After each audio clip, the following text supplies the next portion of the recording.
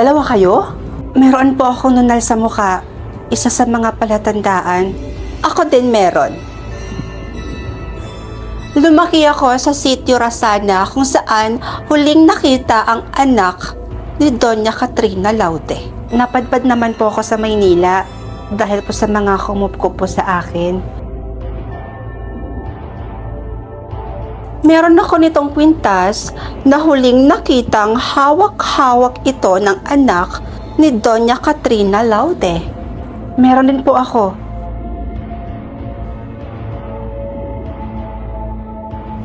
Kulay brown ang buhok ko, gaya ng buhok ni Doña Katrina Laude.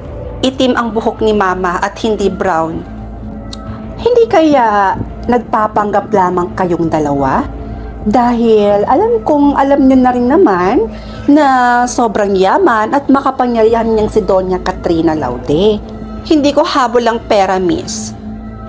Naghahanap din kasi ako ng kalinga ng isang ina. Tumatanda na po si Mama at kailangan niya rin po ng mag-aalaga po sa kanya. Pupunta ko ngayon doon sa loob at kakausapin ko si Doña Katrina Laude at aalamin ko na rin kung ano ang kanyang suhestyon. Dito lamang kayo at babalikan ko kayo mamaya.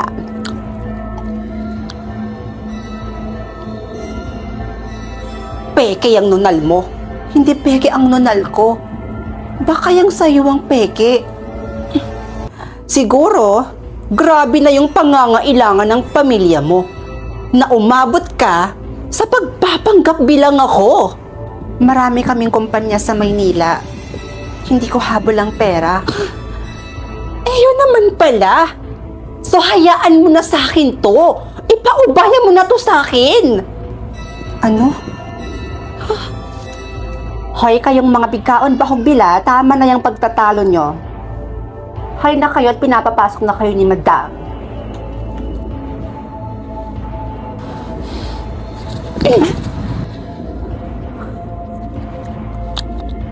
Madam, nandito na po sila.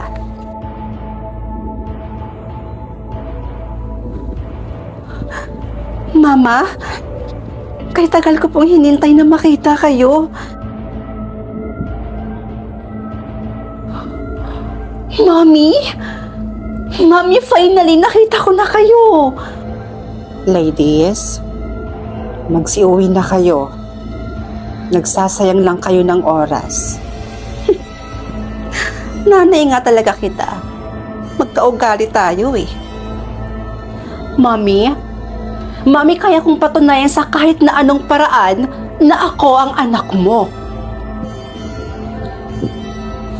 Donna, pauwiin mo na sila.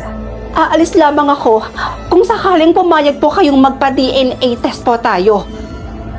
Handa rin po akong sumailalim ng DNA test para mapatunayan ko po ang sarili ko.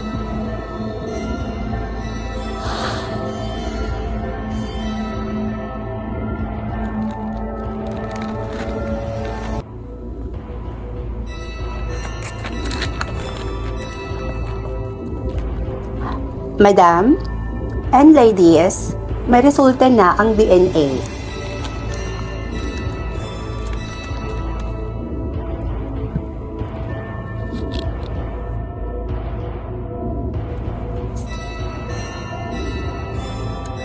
So ang tunay na anak ni Doña Katrina Laude sa inyong dalawa ay si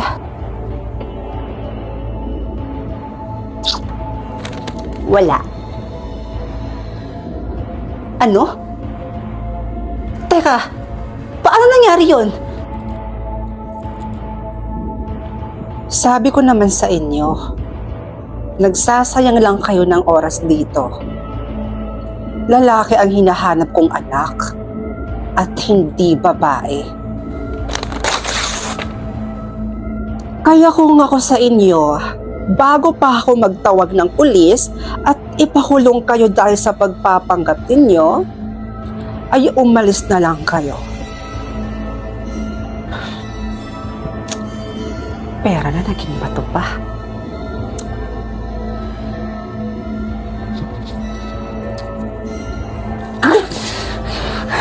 Pinahiya mo pa ako doon?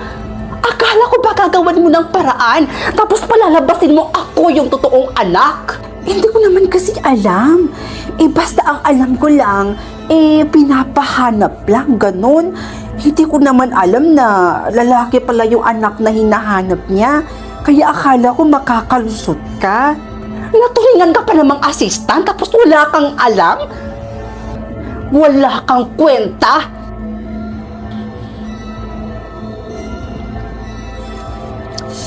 Sayang. Akala ko makakahati na ako sa kayamanan ni Matang. Simula sa araw na ito ay ako na ang kikilalanin ninyong Kera. Keratin? My plus, ang keratin, my plus, my plus, ang keratin, my plus, ang keratin, my plus, ang keratin na my plus. Keratin plus. Finally, nabili ko na rin kayo. Uy, Bes, ano nga ulit pangalan ng boyfriend mo? And why? Bakit mo naman naitanong? Napaka-green flag kasi ng boyfriend mo na yan. Tingnan mo nga yan, no? Ini-spoil ka niya sa mga bagay na gusto mo. Tsaka kung ituring ka, para kang prinsesa. Tinatrato ka ng tama. O diba? Napaka-green flag talaga. Hay nako, Bes. Sinabi mo pa. Nga pala, Bes. Bakit kayo lumipat dito sa Laguna? Ano lang, gusto lang namin sa lugar na walang nakakakilala sa amin. Ano naman kung may makakilala sa inyo?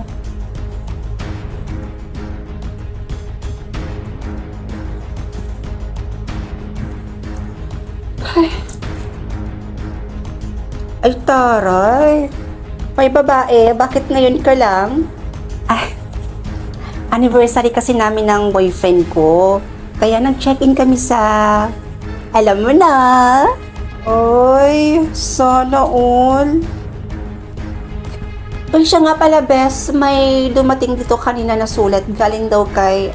Wait lang. Eto. Para daw kay Ben Villanueva? Oh.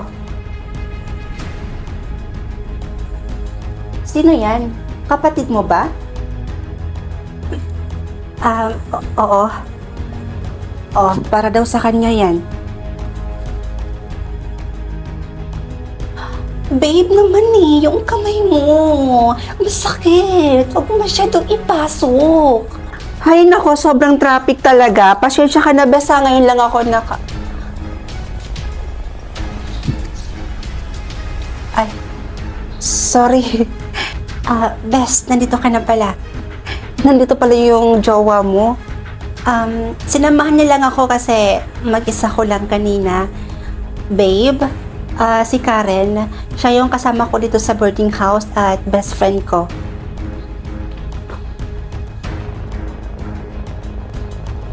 Sigurado ka? Hindi ka na dito kakain? May dala akong ulam. Uy, babe, ano ka ba naman? Aba, mga burikat. Nakakahiya kay Karen. Uy, alam nyo, totoo pala yung sinasabi nila, no? Kapag palagi mo nakakasama yung jowa mo, nagiging magkamukha na kayo. Tingnan nyo kayong dalawa, magkamukha kayo.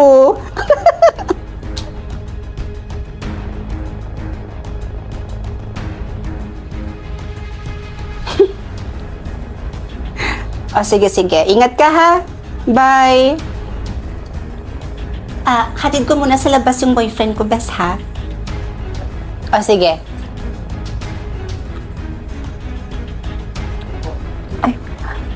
Yung ID mo naiwan. Teka, ano?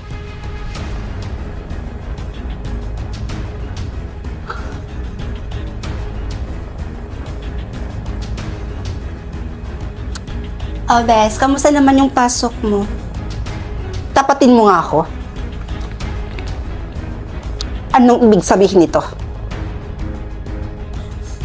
Nike, sumagot ka! Anong ibig sabihin nito? Kaya ba kayo lumipat dito sa Laguna? Kaya ba tagong-tago ka sa relasyon ng dalawa? Kaya palang iwas na iwas ka kapag siya na yung pinag-uusapan? Dahil dyan? Ha, Nikki? Magsabi ka sa akin ng totoo! Yung Ben Villanueva at yung kapatid mo ay iisa? Bes, tama lahat ng nalaman mo.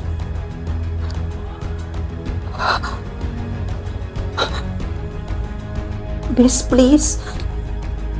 Nagmamakawa ko sa'yo. Huwag po kaming susumbo. Maniwala ka sa akin. Sinubukan talaga naming pigilan. Pero parehas talaga kami ng nararamdaman. Diyos ko. Nikki! Nikki, mali! Maling-mali! Yes, please, nagmamakawa ko sa'yo. Ikaw pala ang nakakaalam ng sikreto namin. Huwag mo akong isumbong sa mga magulang namin. Please, please. Please, please. Ginawa mo yung kapatid mo? At ang gusto mo itolerate pa kita? Diyos ko naman, Nikki! Kaya naman palang magkamukha kayo. Kasi kapatid mo yun. Kakatiri ka? Nakakadiri kayo? Itigil nyo yan, ah. Dahil kung hindi, ako mismo magsusumbong sa mga magulang nyo. Bes! Hindi pwede.